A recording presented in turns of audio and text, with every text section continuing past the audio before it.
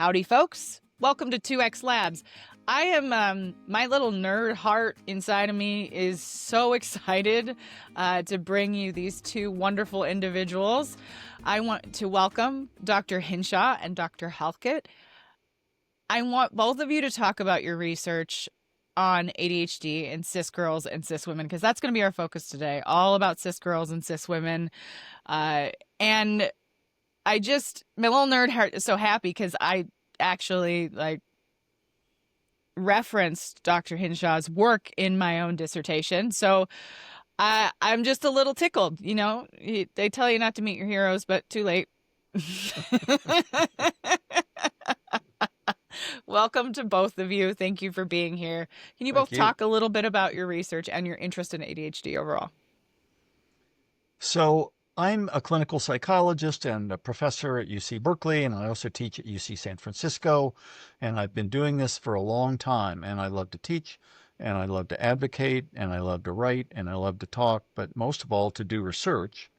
And a lot of my research has been on people with neurodevelopmental conditions. Ever since I was in college and out of college, I directed a school program and a summer camp program for kids with neurodevelopmental conditions. And I got to grad school and I did day summer camps related to my dissertation on kids with ADHD. It was called hyperactivity back then, now ADHD, and it was just about all boys. And over the years, getting funded to do research on treatments and on families and on peer relationships. And guess what? When you do longitudinal studies, children don't stay children. They grow up into teens and adults. It's kind of an amazing thing. Exactly. And my lab is really distinguished by people. I'm not smart enough or broad enough to know everything about ADHD or depression or stigma, the things I'm interested in. I'm really interested in having students figure out what they're interested in, take the lab into new directions. So we study personality, we study brains, we study peer groups, we study schools and classrooms, et cetera, et cetera. And when Ashley came along, when she'll introduce herself very shortly, she's been interested in sex and gender differences in roles and sexual behavior, and was able to bring her unique perspective to some of our longitudinal research, lifespan research that we'll talk about. So with that, should we go to Ashley? Absolutely. Sure. Yep. So I am a psychologist and a health services researcher. I'm actually at Stanford now. I switched sides, but still, there's plenty of my heart is still with Berkeley. Got a great education there with Dr. Steve Hinshaw.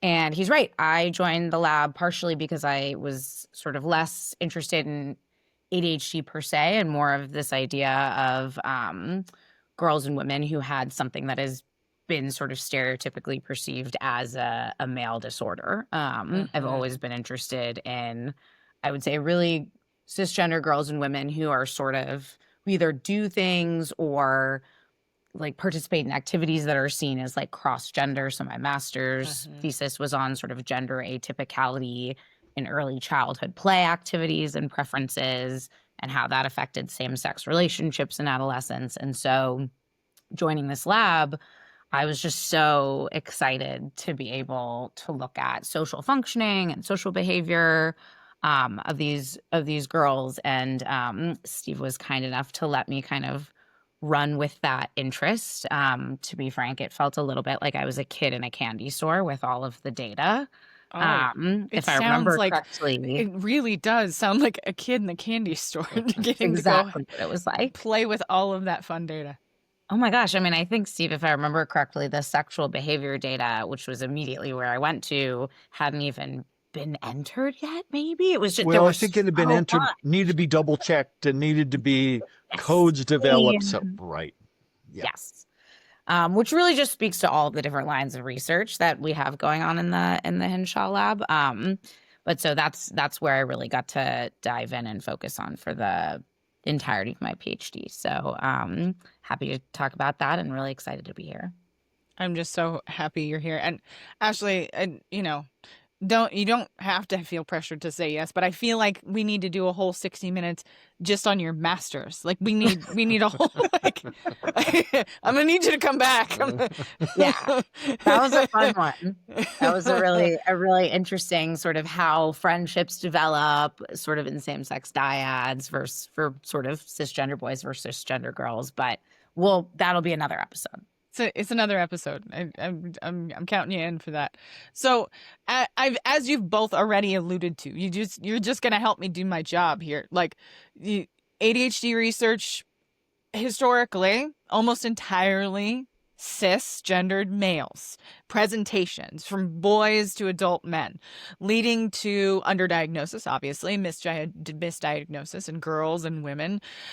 When you started research, maybe Dr. Hinshaw, you want to talk about this first. What were the biggest gaps in our understanding of ADHD for girls and women? Gaps? You mean chasms?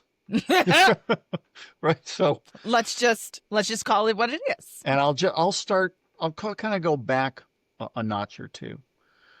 Some colleagues of ours at Berkeley, Irv Zucker, Annalise Beery, psychology, Irv's retired, Annalise is in integrated biology. They undertook about 10 years ago a review because they're very interested in sex differences, not on ADHD, not on humans, but every other animal species study. Fascinating. And basic physiological processes. 28% of the studies were done on the male of the species only. 6% on the female of the species only. 28 plus 6 is 34. 100 minus 34, 66. The remaining 2/3 had both sexes but never analyzed for differences.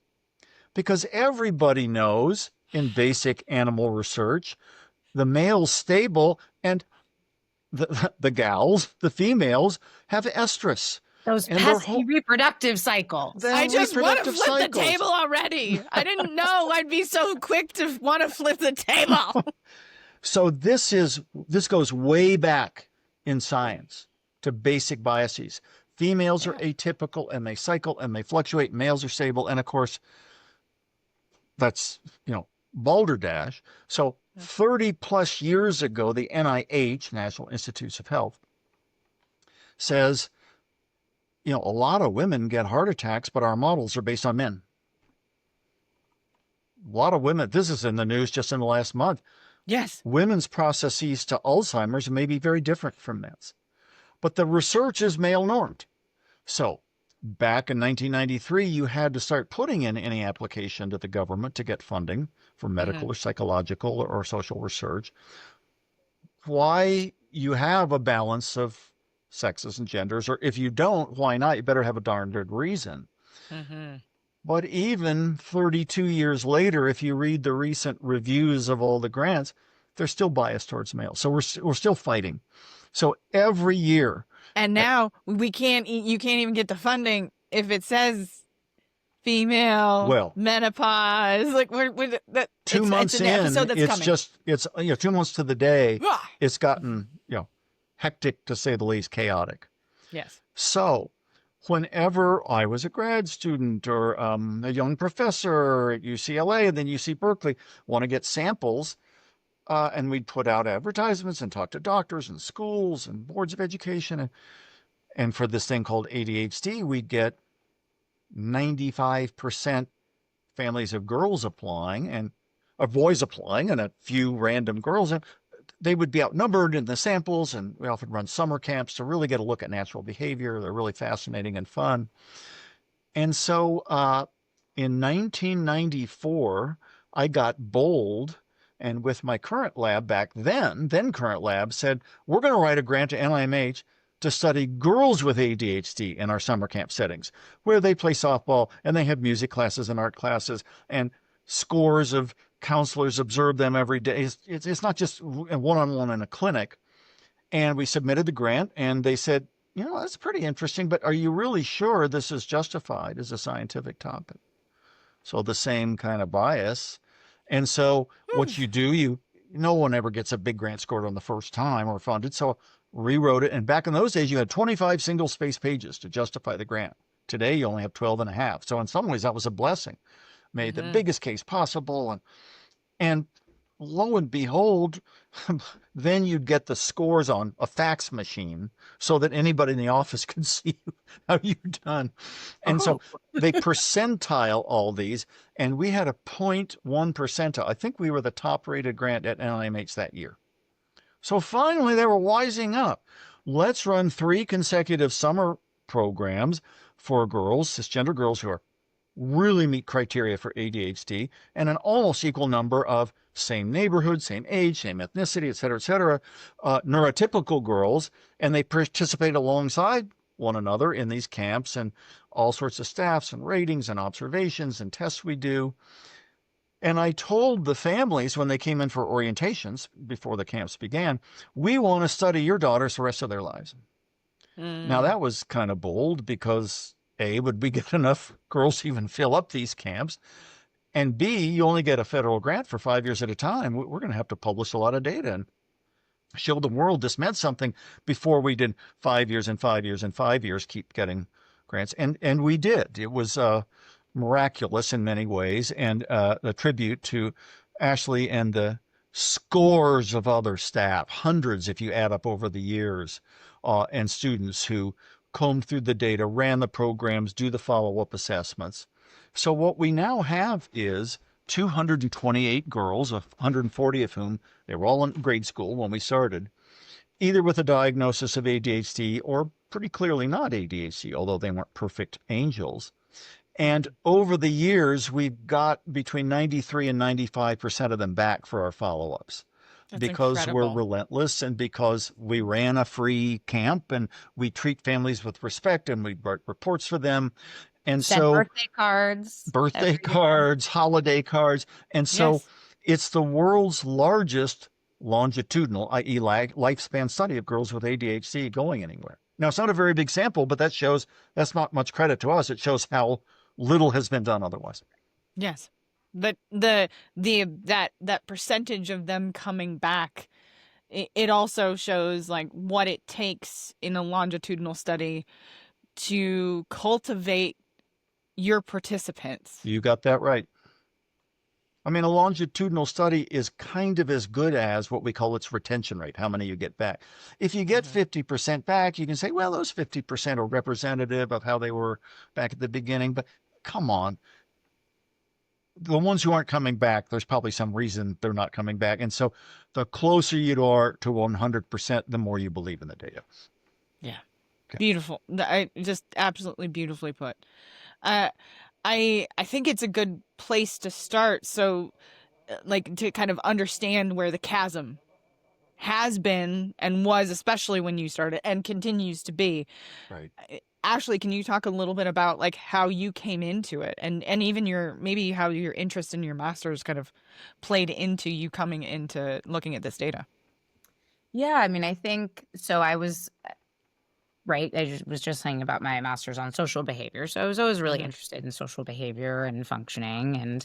And when I kind of came in, it became clear there was some research still on kind of like peer relationships and rejection, that stuff that folks in the lab had done before, but nobody had really looked at sexual behavior, and that was something that was still a huge gap in the research. I mean, really also for boys, I think this was an area that wasn't sort of top of mind, right? A lot of the first sort of studies are looking at things like academic achievement, right? And those kinds of variables. And so I wanted to look at sexual behavior. And one of the first things I noticed was that there was just this sort of assumption, right, that what folks found in boys with ADHD, they were going to find in girls. And because of my background in gender and sexuality studies, I was like, I just don't know if that's true. Especially, right. And especially given that, I think there's sometimes an argument to be made for girls with ADHD experiencing sort of more harsh social consequences for having a disorder that sort of goes against stereotypical gender norms, right? I mean, if you're, if you're a girl, and these are broad generalizations, right? But at a population level, the research sort of shows that girls tend to establish relationships by talking and by having conversations, and compared to boys who are more likely to do shared activities. Again, this does not apply to everybody, but on the whole, that's sort of shared activities and fight with one another. And and roughhousing, perhaps. But so you can imagine, right? If you're a girl who, is having trouble following a conversation, or is forgetting things that are being said, or you interrupt because you're like, wait, I don't want to forget what I was going to say. That's gonna disrupt your relationships, and not just with peers, but any type of relationship. So I just wasn't convinced that, something I like to say is, unlike other forms of like risky behavior, sex requires a partner. So you can, be as risky. You can be as risky as you want to be, but if people are like, I'd rather not, engage with you, then there's only so far you can go. So that was sort of the impetus for looking at sexual behavior in this sample specifically, in addition to the just chasm that Steve points to. That was what drew me into it, though. I can just, as you're talking about it, I'm like, I hear not only just the things that I've seen in my own work, but I think about my own experience growing up, and I think about the social things that I dealt with, and how often, as many of the listeners know, I have ADHD myself, late in life diagnosed, mother diagnosed as a child. I spent a lot more time getting along with boys, and I did because they were active, and I could be as physically active as they were, and I wasn't judged for it. At least that's how I interpreted it as a child. So as you're talking about it, I'm like, check. Yep.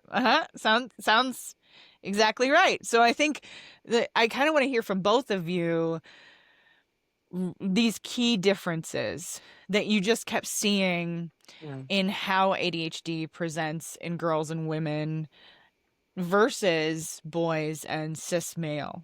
So I'm going to start off and maybe be a little bit academic. So we have this opportunity. We've got 228 girls, and we saw them in childhood. We're going to see them again in mid-adolescence, kind of what we call emerging adulthood, late teens, early 20s, and late 20s. And now we've just finished away where they're all in their 30s. So one of the kind of little talking points about lifespan research is, if you want to measure change, better not change the measure, because then you're comparing apples and oranges. So we've got ADHD symptoms at each wave, either from parents or teachers or the participants themselves or partners. And we've got academic performance, the same normed reading and math tests that go on from childhood to adulthood. And what we call executive functions, your working memory, how many bits of information can you remember? Can you restrain an impulse? Can you plan something? So that's all well and good. And so we can kind of look at curves of performance over time. But you're not going to use every single 8-year-old measure when they're 28. So you prune, like the brain prunes, we prune out measures and add new measures and constructs that are relevant to adolescence and emerging and early adulthood, et cetera. So one of those domains was about harming yourself without intending to die, cutting non-suicidal, self-injury, burning, and another was actual attempted or even completed suicide. Another domain was reproduction, and we've got big counts of how many of our participants, as they got older, had one or more unplanned pregnancies versus not. And then with Ashley, looking hard at the interviews we did about initiation of certain types of sexual behavior and certain professions that they had. So it's not like it's hard to measure sexual behavior in a young kid. Yep. But we add those measures in over time so that we can see the logical outcomes as we continue some of the basic measures, but then throw out others, because you can't have them in for 5 consecutive days in an airlocked room for a follow-up. Nobody will come back. So it's always a balance between getting enough information, Goldilocks, just right. Yeah, hence the retention rates. But I think probably one of the biggest sort of differences in terms of presentation that you typically see is girls and women are more likely on the whole to present with the purely inattentive type, right? So there's sort of three types of ADHD. There's the inattentive type, which is the, having trouble concentrating, maybe being daydreaming. There's the hyperactive impulsive type, which I think is oftentimes the kind of stereotypical picture that folks have in their head as a kid that can't sit still, is kind of bouncing off the walls. And then the combined type is both. And so I think one of the first things that Steve found was that girls and women later down the road are a lot more likely to present with the sort of purely inattentive symptoms of ADHD, which is then, I think there's kind of two things that come from that. One is that if all of the measures are, as we were discussing, sort of based on male presentation, then they're more likely to miss the inattentive symptoms. And then there's also the fact that just at a very practical level, right? If you're a teacher, you're trying to wrangle a classroom of 25 kids, it's less disruptive if you're sitting there like staring out the window than if you are getting up and you're sharpening your pencil. I mean, I guess everyone's typing these days, but yes, it's less disruptive. And so I think for both of those reasons, then it tends to go missed. It gets diagnosed later. By that point, a lot of folks have internalized it, or they've come to believe that it's somehow their fault. They're lazy. They're stupid. Like, why do they have to work so much harder than other girls? So I think that's one of the big ones that you see, that then the sequelae and the kind of consequences that stem from that can percolate out into a lot of different areas, like likelihood for internalizing disorders, which we see is much higher in girls with ADHD compared to boys. So when they were at the camps, and we have all these millions of people rating them many times a day, et cetera, and then we look at the girls we brought in with this combined form of ADHD, or the purely inattentive, or the neurotypical comparisons, for every single measure, the girls with ADHD had more problems than the neurotypical. But fascinatingly, the girls with pure inattention had just as many academic problems as the more feisty and hyperactive impulsive girls. They had just as many executive function problems. They had different kinds of peer problems, but they had peer problems. They were the ones who didn't get friended because other girl would say, well, is she even in my classroom? I didn't really notice her. Whereas the more impulsive girls got to be friends with other girls, and then they weren't friends 2 days later and wouldn't talk to each other. And the other big difference we found, amidst a lot of non-significant differences, inattention alone is a very significant problem, is that the more impulsive and hyperactive girls showed more physical aggression, which kind of makes sense. Now you go through to adolescence and adulthood, guess what? For all of us, whether we have ADHD or not, we tend not to run around classrooms or jump on tables when we're 25, the way we did at 5, right? Exactly. This hyperactivity turns into a mental restlessness and hyperactivity. And for girls, it's often hyperverbality rather than hyperactivity. No. Oh, wait a minute. Somebody's raising their hand. Who could that be? And the rating scales that have been used for the last 70 or 80 years to pluck out samples or clinical patients with ADHD acts as if driven by a motor, restless in the squirmy sense, restless up and always on the go, not so much talkativeness, not so much can't follow 3-part directions. So that's why we've been biased so long. The symptoms are probably at a neurobiological core coming from a similar place, but they're going to be expressed differently in girls. Absolutely. When I'm doing assessments with adult women late in life diagnosed, they almost always answer that question, are the driven by a motor question. They almost always don't identify with it. Right. The only ones that can in some way maybe grow up as athletes. Yep. Because they have a sense that, like, at least this is the clinical patterns that I see again and again and again, that they have a sense of their body that is a bit different than some of the other women that I work with. Now, when I ask them, then I shift the question. I say, so tell me what it's like for you to sit down and try to watch a show on Netflix. And then they describe it to me. Yeah. And that's exactly, it is the motor. It is I can't, what do you mean sit? I'm on my phone and I'm watching, or I'm folding something, or I'm doing something with my hands and I'm watching. That's the only way I can do any of it. I'm so busy with my hands, I'm eating the popcorn with my toes. Correct. Correct. It is, I think, you already said internalization of those symptoms. I think because there's a lot of healthcare providers out there who don't really quite understand what that means. Can either one of you dive in on that a little bit, on what does it mean to take a symptom that kind of would be seen from the outside and then bring it on the inside? Ashley, do you want to start in? Yeah, I mean, I think it's a great question because I think it's hard to articulate, but I think it comes from this sense of not sort of knowing where these issues might come from, and sort of the default is to blame oneself. Yeah. And I think especially when you combine that with the self-comparison that, let's be honest, we all do, but is particularly pronounced when you're in adolescence, right? And all you want is to just be normal and just be like everybody else.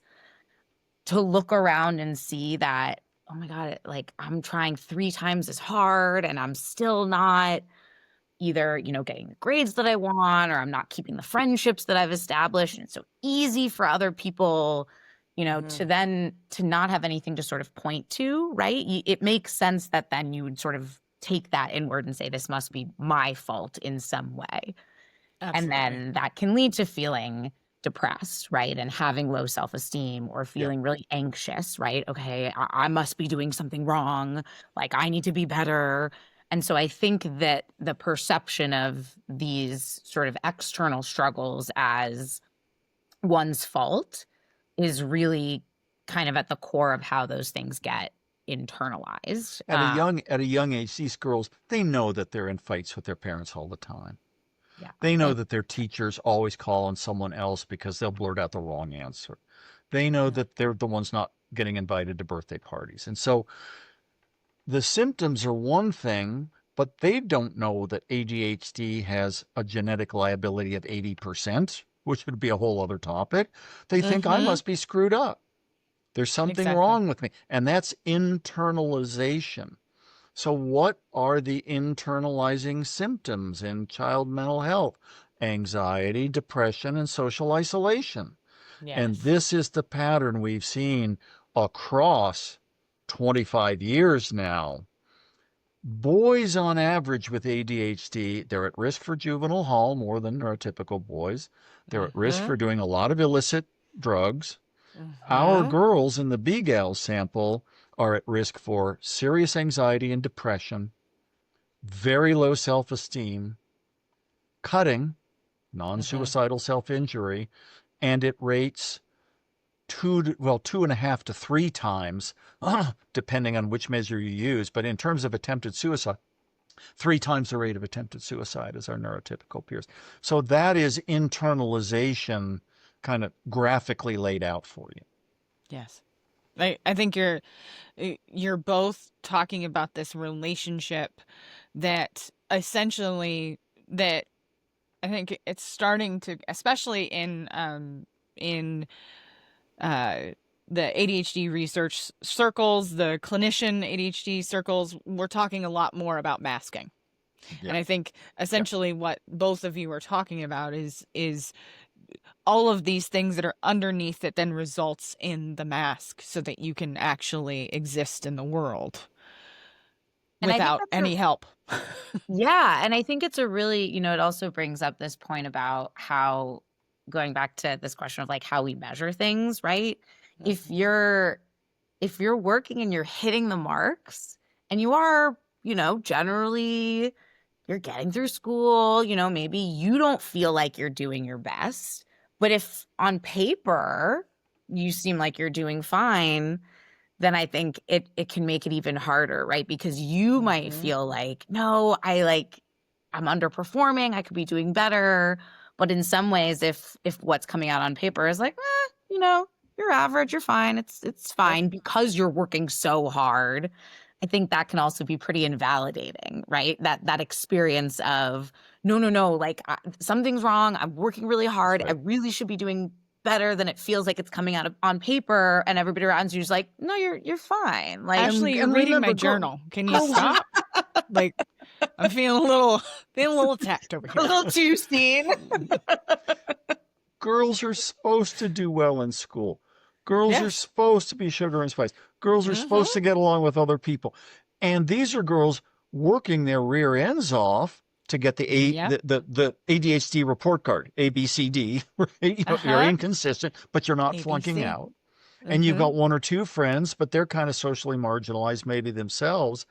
And so no one's seeing how hard I'm trying. I get blamed for everything. There must be something pretty drastically wrong with me. Yeah, it's or there's the spectrum, like when it came to stuff I was interested in, I was a high performer. Oh, Once yeah. I got to college, I was a straight A student. Right. And so because it was all interesting to me. And but then the more that stress built, the harder it became. All of it became harder. And then, don't even get me started on perimenopause. Again, yet another episode. Yeah. Yeah, and I'll So- just say that one of the markers of ADHD is and what's starting is in childhood and going forward. You're really into something. You forget lunch and dinner, and you're totally. It's like electromagnet's been turned on. But maybe trigonometry is not your thing, but it's a required for your college prep sequence. And it's like, this is like Greek and Latin put together, and I don't want to do it. And how do I organize myself? And so one of the benefits of having ADHD, if you can get a school that matches some of your special interests and plays to your strengths, doesn't make you sit down all the time, or get a college curriculum or eventually a job that's really something you're into, you can thrive. But the one-room schoolhouse back in the prairies is not exactly the best place for people with ADHD. No, not going to set you up for success. Well, No. and to me, I think I have so many similarities with many of my own patients that are neurodivergent. But on my dad's side, my dad was never diagnosed with ADHD, but I'm fairly certain. But my grandfather, who was born in 35, was kicked out of 8 high schools. That's a sign. And I'm just like, Yeah. That's impressive, honestly, at that point. right? Yeah. And eventually he worked for the U.S. Postal Service and worked for them until he retired, and retired with pension when they still did that.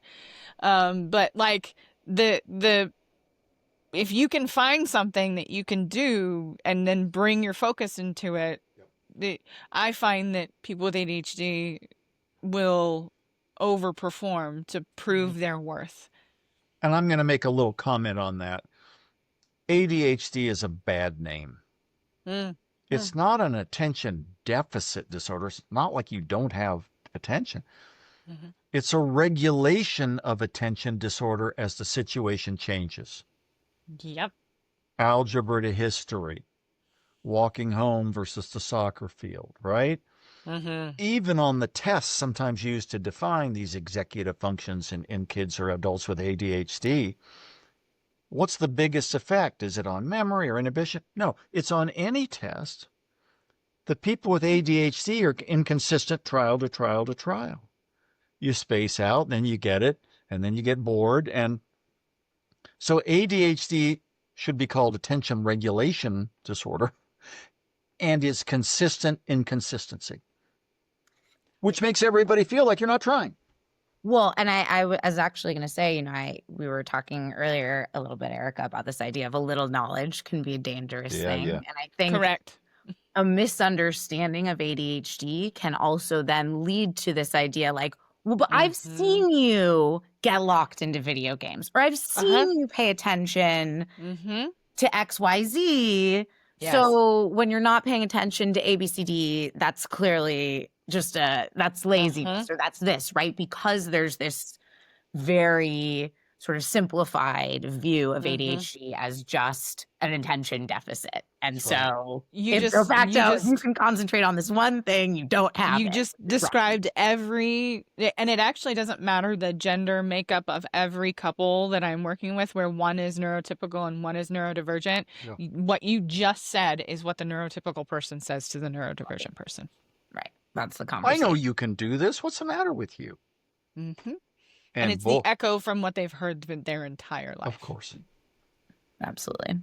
Their entire life. So I do want to talk about some of these co-occurring conditions: anxiety, depression, eating disorders. A lot of my early work, I saw a lot of eating disorders, PTSD in late diagnosed ADHD individuals. How much of this is directly related to ADHD, and how much of it is caused by living in a world that misunderstands neurodivergence overall? I'd say yes and yes. So if you take the perspective, the neurodiversity movement of the last 20 years, Mhm. it's not that I have a disordered brain and mind. I have a very sensation-seeking brain and mind, and I do things quickly, and I don't wait. And, under the right circumstances, those are probably, and there's genetic evidence of this. Those are the people 15,000 years ago in Asia who went across when the Bering Strait was a landmass, and they've got more genetic variations that show this risk-taking, right? That My doesn't mom work, was an excellent 911 dispatcher. right? Boom, boom, yeah. Excellent. But probably wouldn't have worked so well on an assembly line, Oh, right? No. it would have killed her. So what is the ADHD brain? There are certain differences we're finding out. They're not all, there's a lot of hocus pocus about you can do a brain scan and know that you have ADHD. It's just one of many pieces of information. But the ADHD brain is kind of adapted for certain situations and not very well for others in a very high achieving society where you have to sit still for most of your childhood. So the answer is yes. Yes. These To all of it. these issues you have in fast responding, and we even know that kids with ADHD are slower to mature in the frontal lobes of their brain, the executive control centers, by 3 or 4 years than many neurotypical kids. So it's going to present challenges. So it's both getting the treatment you need, could be medicine, could be cognitive behavior therapy, organizational skills, and it's also either adapting or finding the environments where you're a better fit. If you Yes. don't let the internalization, which Ashley was, so beautifully pointing out, because then you've got, extra weight on one leg. You don't feel you deserve it, you can do it. Absolutely. Yeah, and I think this is an area where I don't know if we only were just sort of starting to kind of like touch the data on self-reported jobs. Yeah. I think in the fourth and the fifth wave, but and I would have to go back and look, but I think what we were starting to notice was that it seemed like women with childhood histories of ADHD a little bit more likely to have their own business or have their own kind of have found a work where they can be their own boss, they can create a schedule that works for them, they can set up the environment to be conducive to the things that they're good at, as opposed to trying to slot into the sort of typical 9 to 5, right? The hierarchy of who you answer to. So I would love to go back to that data, because I think we were just starting to explore that. I'm in. When you're ready to go back to it, I'm in. And we can collect more data, because this is probably, I would say this might be one of the most popular questions in a lot of the ADHD subreddits is, what are your jobs? Yeah. And where do you feel successful? And people are writing novels about, especially if they like their job. And where they find themselves to be successful. Are those best slotted jobs the ones that are going to pay the rent or pay for a family all the time. No, it's a tough world out there. I mean, Exactly. the former CEO of JetBlue 20 years ago when they took off, he was creative and he thought outside the box. He also had 6 personal assistants. And then there was that day at JFK Airport where all the planes landed at the same time and he ended up getting fired. So, ADHD giveth and taketh away. Exactly. Wasn't it that he was the one who came up with the idea of an electronic ticket because he kept losing his ticket? That's very possible. I think it was. I can't remember. Story, Yeah. but I would love if this is a true story. Like, this I seems would like wanna check the source. somebody with ADHD would really want to solve that problem. So let's pretend it's true because it's a great story. We like it. I like it. It makes sense. So I do want to come to one of the myths that I think, especially that I just am constantly coming up against in my clinical work and seeing it again and again, just in colleagues all of the time, that that essentially they're operating from the myths of the 80s and 90s and early 2000s around ADHD, and they'll say things, it's only a childhood condition, you grow out of it, or the symptoms go away. Can you both talk about how ADHD remains a lifelong neurodevelopmental disorder, and specifically in women?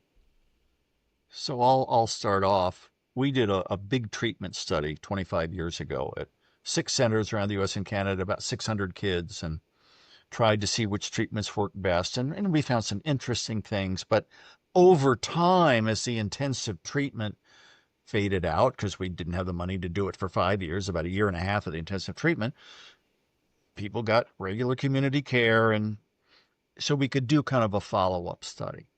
So we published a paper, and the lead author is Maggie Sibley, a professor up at University of Washington Medical Center, a couple of years ago and just last year, because we followed them every 2 years, very regularly. So everybody used to know that ADHD stopped when you hit puberty. Wrong. Maybe when you turn into a teenager, you're not fidgeting and squirming and running around as much. But the planning abilities. Now you're in middle school or high school, for God's sake, with 6 teachers. And the ability to withhold an impulse, especially when you've got a phone glued to your hands and thumbs and ears all the time, right? Which is a whole other topic. So ADHD isn't as visible at 18 as it is at 8, or 28 at 18, and 38 on and on. But what you're required to do to be a parent, or to go through puberty, and then later perimenopause and menopause, and what you're required to do to hold the family together. I mean, have sex norms changed somewhat? Do women still do most of the work in the home? Yes. The more subtle early become the really salient features later on. And so in these follow-up studies, at any one point in time into your 20s, you may or may not have ADHD, or symptoms short. Oh, you got a better job. You don't really have, but 90% had ADHD at one or more times in the follow-up. And it followed a fluctuating course depending on how supportive your relationship was and what your job was. So what a myth. A, that it doesn't exist in girls and women, and B, that it really stops when you hit your early teens. They're both just dead wrong. And incredibly devastating. My mother was 12, and that's what they told my grandparents, that she would grow out of it. And then she was on medication that was incredibly helpful until she was the age of 12. She still has not gotten access to medications. And now what they're telling her is she's too old. I mean, that's all you can do is sigh. I mean, but it's a tragedy. It really is. No, it really is. And I think,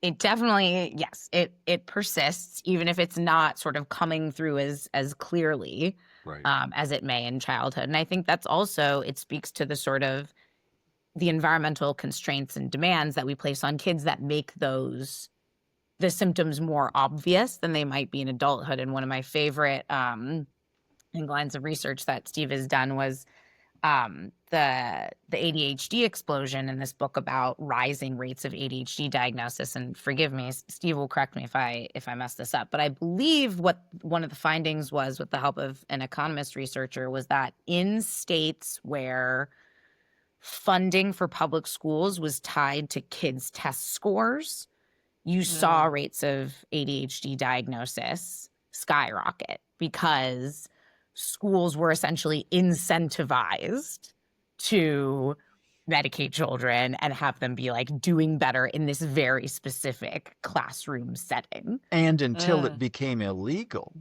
if you got a kid diagnosed with ADHD, well, they're a special ed kid. So guess what happens next spring? You give the reading and math tests, and those kids are taken out of your district's average because they're special ed. So you falsely boosted your district's test scores. Talk about, and of course, the big problem is most of those kids were diagnosed after 10 minutes in a pediatrician's office who had no specialty training.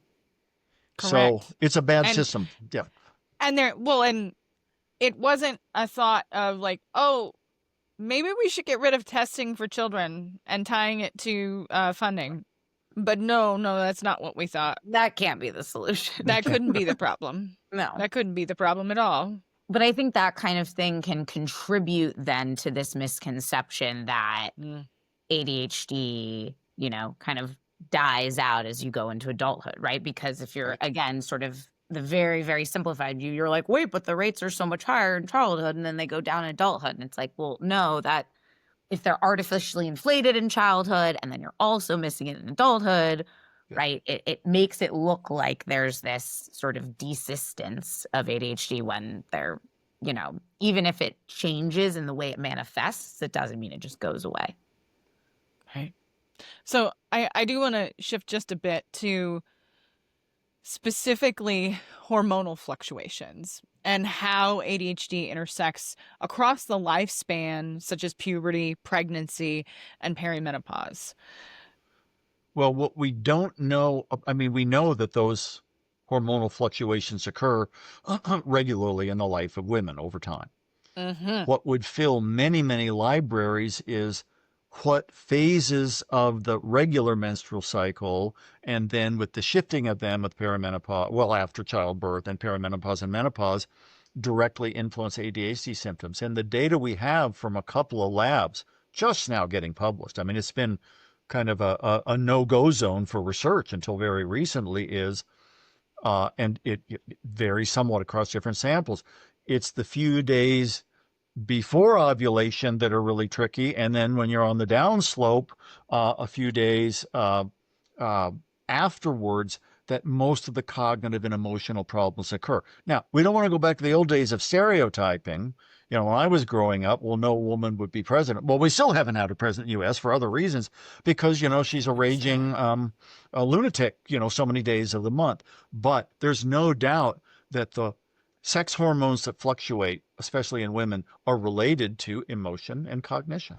There's no doubt. But to know how that influences ADHD, we got a million anecdotal stories, but we need a better science.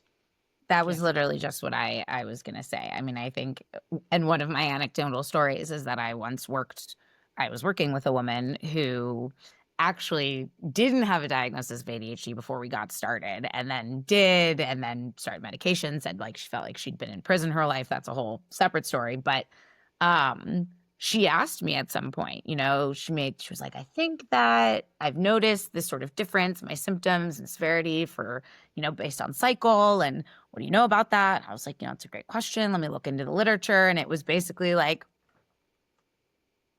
well, I don't know. Zero. Could be. Nothing. Probably. No literature. Yeah. And it was such a bummer to have to take that back to her. And it's not, there was no one to blame really, which is also infuriating that there's like no one to point to for this problem. But I think, right, it's exactly what Steve said. I think there's, and this is why, to your point about folks on Reddit, I think why you see people turning to other forums and places to get this information, because it's not coming. We're not doing research on it. And so they're like, all right, well, I guess I'll just ask all of the other women that I know are dealing with this. This is where in the qualitative data that I collected, I actually collected from social media groups where these individuals are. And I felt completely honored because I had over 2,000 participants. And then on top of that, 1,500 of them actually filled out all of the qualitative information. It's amazing. 7 of them detailed their cycle to me and then like tracked it. Like you could tell they got hyper focused. They were like, fine, nobody's gonna do this. I'm gonna do this. Yeah. They got So like, locked in. and detailed exactly what their experience is. And so the idea that we've just ignored this, there's so much of this that like I can't blame any of my patients that come in with serious reservations about the healthcare system because they've been ignored and gaslit and told like, well, it's not like men, so screw you. And even aside from the hormonal story, for so long they've been told, well, it's got to be anxiety or depression or trauma, because ADHD wasn't even on the list because gals don't have that. Now that's changing finally, but boy, it's been a long time. And we're still playing catch up. Yeah. Absolutely. I do want to shift so that we can give some of our therapists and healthcare provider listeners some real concrete, maybe actionable things that they can be thinking about. So because we've already talked about how much cis women and girls are missed with ADHD, how can therapists and medical providers improve recognition and assessment? So any good assessment is going to, and this is at any age, but let's just talk about kids and teens for now. It's not just hearing the parents of the white middle-class kid, and it sounds like Tom Sawyer, didn't wash the picket fence and threw spitballs in school. Get a good developmental history. How are the speech and language and walking and talking milestones going on early on? Were there head injuries? Any seizure history in the family? I mean, a lot of things can look like ADHD. Then when the kid's in some form of daycare, kindergarten, preschool, there's good teacher rating scales. Now, the teacher rating scales still have a preponderance of male items on it, but they're changing to at least have female, more close manifestations of ADHD symptoms on them. And the longer ones that take a little while to fill out also have anxiety questions and depression questions and conduct disorder questions, so you can begin to make a differential diagnosis. But what you really want to do is kind of get a timeline. The ADHD symptom list in DSM is kind of made for a 4-year-old boy. About 80% of the 4-year-old boys in America would meet criteria. I'm being somewhat facetious, but not really, because their brains are slower to mature and they're 4 years old and they're running around. So what you want to get in this diagnostic process is, what are teachers saying each year? Sometimes a really loving teacher and a structured teacher can help mask those symptoms better. But year to year, is there that consistent inconsistency? And is it not explained by a primary mood disorder or depression? Or is it not explained by a trauma history? Now, a lot of kids with ADHD get traumatized. Physical abuse, sexual abuse, and neglect. And I just don't want to leave this interview before saying we have found through this BGAL, Berkeley Girls with ADHD longitudinal study, or BGAL sample, that girls with ADHD are at higher risk for maltreatment than neurotypical girls. But within our ADHD sample, those girls who had been exposed to pretty objectively recorded physical abuse, sexual abuse, and or neglect, 35% of them had attempted their lives by the time in their mid-20s versus under 1 in 7 in the same group of ADHD girls matched on everything else who had not had a trauma history. So that's part of the differential diagnosis too. Yeah. And it may be a comorbid. It may be either or. It may be both and. Yeah. I clinically, my argument, and it was what back when I was trying to convince my dissertation committee why, like they were like, how are you going to know it's not just trauma? Right. And I said, I don't think that you get one without the other. Well, you especially can, and there's degrees of in women. trauma, but they go together. I mean, the world is bifurcated. There's the psychobiological types who say ADHD and autism are neurodevelopmental disorders. They're highly genetically liable. They're highly heritable, and it's all about early development neurobiology. And the trauma people who say it's all about experience. You'd never medicate a traumatized kid. Some kids have deep trauma histories and ADHD. Correct. But it takes a lot of work to know when they go together or when to pull them apart. You can't do that in a cheap and dirty assessment. No, it is deep clinical history, and sometimes it's long-term therapy that then you can really start to pull them apart. Yep. But even then, like, it's not always easy for the person to tell the difference between the two internally. And so I think it's an important distinction, but I also hope all the clinicians that are listening, just because there is trauma doesn't mean there isn't ADHD. That's right. So I'm curious. There's so I already said it. Many healthcare providers, mental health care providers, rely on ADHD stereotypes from childhood. What should they be looking for instead when assessing cis girls and women for ADHD? So what they should not be doing, in a study that came out yesterday by a former grad student in my lab, Professor Amori Makami of the University of British Columbia, she and her lab up there looked at 30 to 40 second hundreds of TikTok videos depicting life experiences of ADHD. Mm-hmm. And they found overall that even though they were very relatable and women talked about, really tough stuff in their lives, a lot of it wasn't specific to ADHD at all. And in fact, they then picked the top 5 most accurate. I mean, there's 500 million views. I mean, these are very popular. The top 5 most accurate and the least 5 accurate out of 100 that they pulled out of the sample. And then they had college students with or without ADHD look at them. The college students with real diagnosed ADHD were pretty good at it. But if you were self-diagnosed only, or you were neurotypical, you kind of thought they were all good.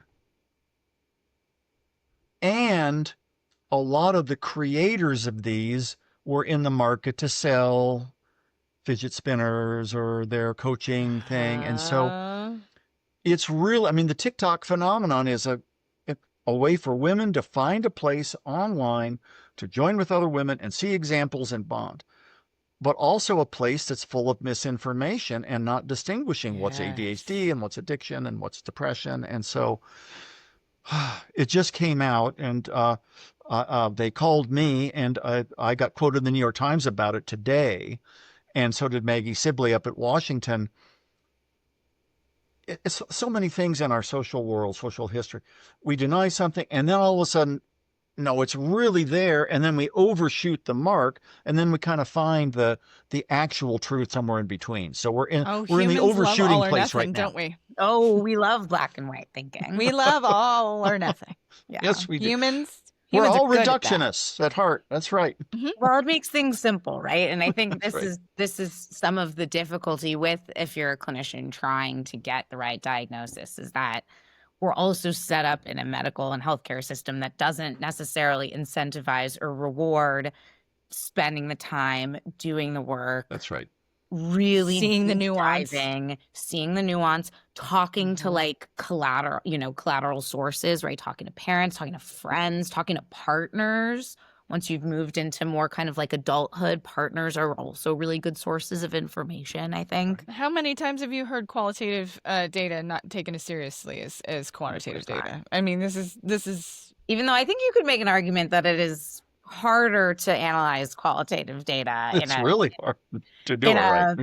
Really systematic, serious way then. But again, we're having a list of other podcast episodes we need to do. But I think, I mean, I think really one of the best things you can do as a clinician just in the system that we are in is exactly as Steve said, right? Get as detailed developmental history as you possibly can. Talk to different sources of information, check back in. Also, check that if symptoms are coming up, that they're happening in different contexts, right? If something's only coming up at home, but then performance looks fine and at school, then maybe there could be something else going on. But I think we really also just need better measures. I actually just more hot off the press news just yesterday agreed to participate in a study that's trying to develop a diagnostic tool to measure ADHD in girls and women more accurately. And it's going to be multiple rounds of like item development, trying to understand. Can I participate and or help? It to you? You have a first volunteer. Do it. Yeah, no, I do it. I mean, I don't know how they found me, probably the same way that you did. But I'm really excited about that because I think that is one of the next steps, right? Is like actually getting, digging into what are some of the more maybe subtle ways in which this comes up in girls and women, because right now the tools are flawed. And so the best thing you can do in that system is just try to take the time to really get as much sort of background information as you can on the person that's sitting in front of you, with the acknowledgement that our system doesn't make that easy for clinicians. And the ultimate problem with you see the TikTok video or some other media source and it sounds like you and it's very relatable. And then you do the 4-item questionnaire. Oh, you have ADHD on the basis of 3 of them. And then there's a link to the place where you can get mail order stimulants with no doctor's eval. That's scary stuff. This is what we have to avoid at all costs. We have to. Yeah. We absolutely have to, because then it makes it so, just like the lawsuits with that company done. It makes it so difficult for people who so desperately need these medications. That's exactly right. To get Absolutely. them. That's right. Yeah. So, the world is on fire in 2025, and I hate to end on that note, but I just am so grateful for both of you to be here. How do people find you in the world, and what are you working on right now? Well, so I'm working on many things, which is sort of at my rapidly advancing age keeps me going. I'm really interested in stigma about ADHD and autism and bipolar disorder and schizophrenia and worldwide phenomenon. We're just cranking into the 5th wave of data from the BGAL study. And I'm doing more talking and advocating and kind of writing for popular, not just scientific audiences than ever, because I think we got to get the right information out there. Yeah. Wonderful. Yep. And, we only just briefly touched on social media, which I mean, I think is a whole other sort of issue in relation to ADHD. But I'm not on social media. I've just tried to opt out as much as possible. So you can find me on LinkedIn or ResearchGate. And I'm now, like I said, I'm working at Stanford in sort of more health services research, and we have a project on sort of how to what kinds of different practices and programs are most helpful for getting adolescents connected to the kinds of health services that they need. So a little bit more broad than cisgender girls and women with ADHD, but they certainly fit under that umbrella. So I will definitely make sure that they'll always be, that part will always be sort of with me. So I think I'm going to just make sure to hold that population in mind as I continue in the adolescent health world. Eric, as we're wrapping up, I just want to say thank you for what you're doing.